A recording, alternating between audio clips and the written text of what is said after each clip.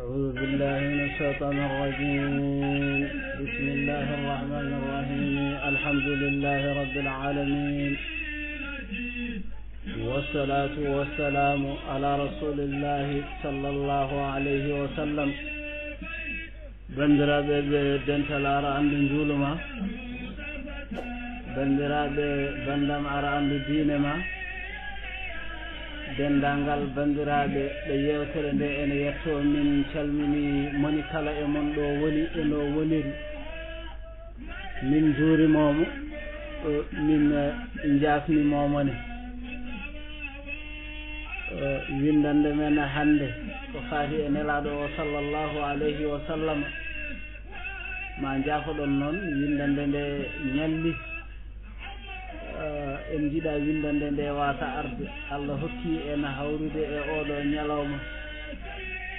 haran kadi ne hawri eɗen mbaɗa windande nelaɗo o sallllahu alayhi wa sallam. ɗum noon no ɓittiri ɗiɗi foof en keññata hen ha windande nde waɗa. Windande men nde janggannoɗen ko nde nelaɗo o sallllahu alayhi wa sallam jogori ferde o yamira yo ya o fera o yehi to ne Seydina Aboubacry yo weli yo Allah won e mum. nde o wiya horo wal e darɗuji makko o ari e Seydina Aboubacry en jollor nangue hoore ha ɓe keɓɓiti ɓe mbi laqad ja'ana fi gayri sa'atihi wa zala amruna ata min rabbina alhakami. ɗo darino ɗen ɗum noon wadde ko ɗon ɓamtaten nde o wi wa qala kanko Seydina rasulullahi sallllahu alayhi wa sallam o wiyani Seydina Aboubacry akhrij biman fil bayti qala lahu wa gayra ahlika ma fil bayti min arimi. koɓe kalduno ko ha o wimo ko yimɓe galle ma tan goni ɗo aɗa wawi haalde. nelaɗo sallllahu alayhi wa sallam wi ɗum woni ceerno Alhaji Malik Sy mo Tiwawon wa qala qad ja'ana ma kuntu muntadiran min idni hijratina liddari fahatazin. o wi kanko sallllahu alayhi wa sallam o wiyani Seydina Aboubacry qad ja'ana ma kuntu muntadiran, ko fandinomi ko ari yidde yaltude Makka yaha Madinatul Munawwar. wayi kono nde o wi Seydina Aboubacry ko fandinomi ko ari, Seydina Aboubacry wiyamo holko fandinoɗa? o wi min idni hijratina liddari fahatazimi. en keeɓi yamirore yo en ter yo en jaltu Makka yo en pa Madina. ɗum noon hankadi heblo dado mana ko felli. Seydina Aboubacry kañumne ala ko welata ɗum so wona wondude e nelaɗo o sallllahu alayhi wa sallam. nden nelaɗo sallllahu alayhi wa sallam wimo noon qala o wi kanko Seydina Aboubacry istihaban wa id qala annabiyu sallllahu alayhi wa sallam na'am baka sururan kaman fi shiddatil alami. ndeysan nden nelaɗo sallllahu alayhi wa sallam haalanimo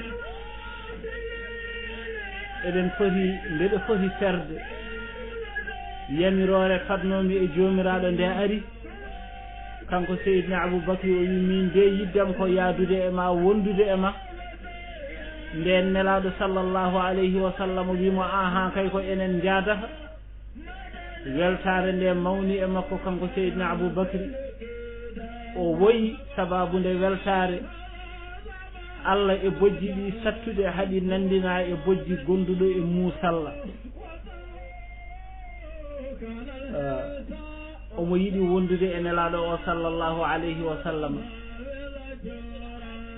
ɗum woni yumma Aishata radiyallahu anha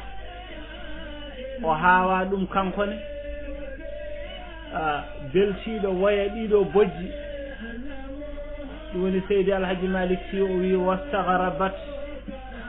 wa taqulu lbintu aishatun ma kuntu adri buka'an fi sururihim yumma aissata hawa ɗum o wi mi andano bojji e weltare hono ɗiɗo bojji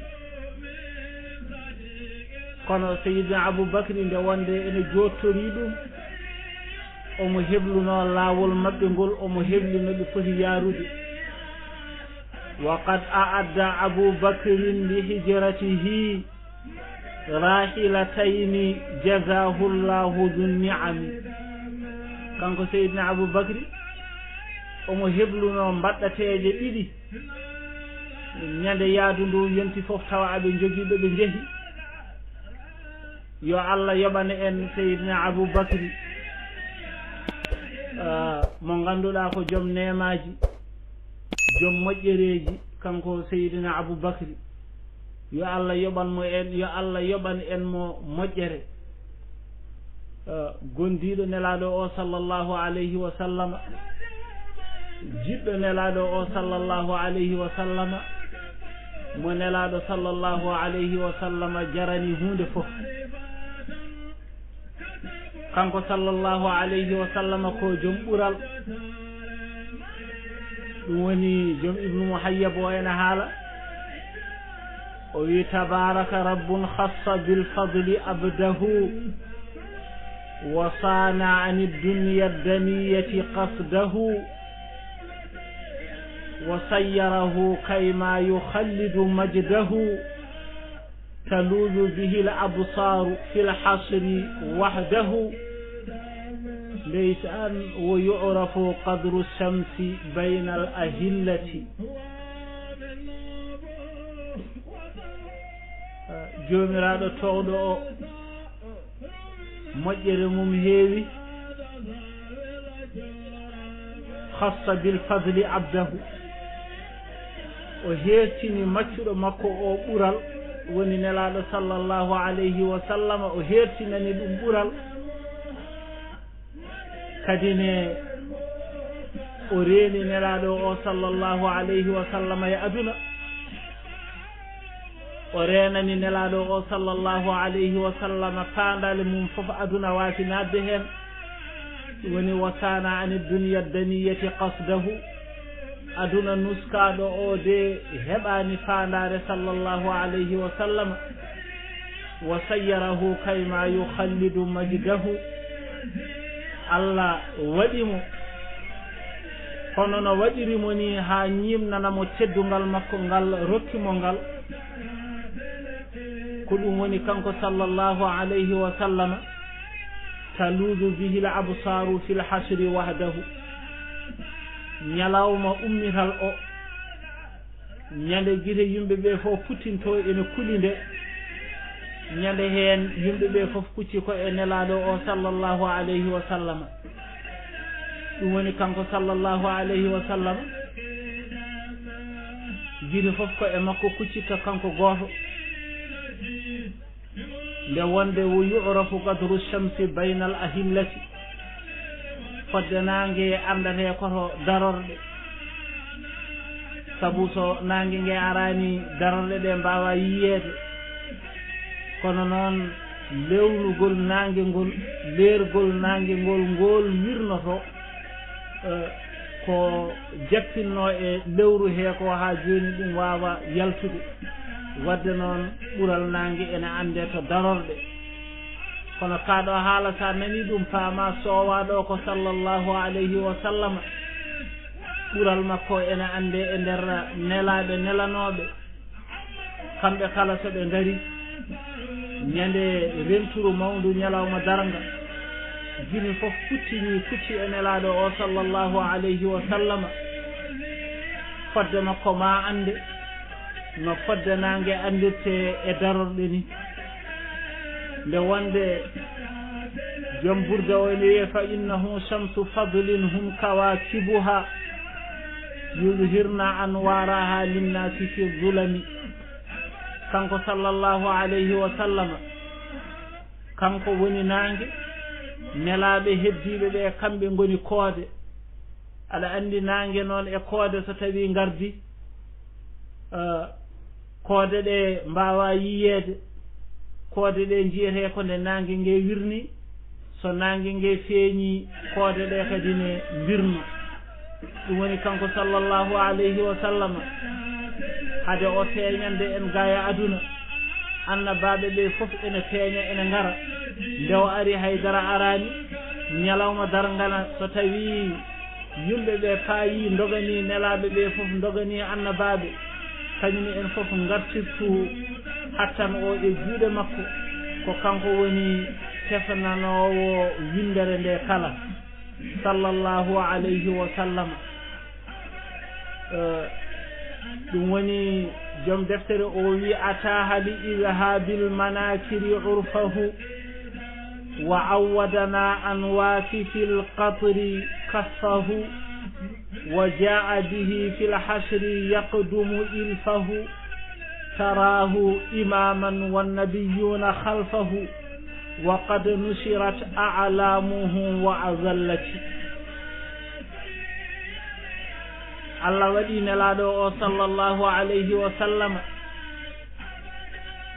ngam ittude caɗele fof godnoɗe ittira ɗum moƴƴere nelaɗo o sallllahu alayhi wa sallam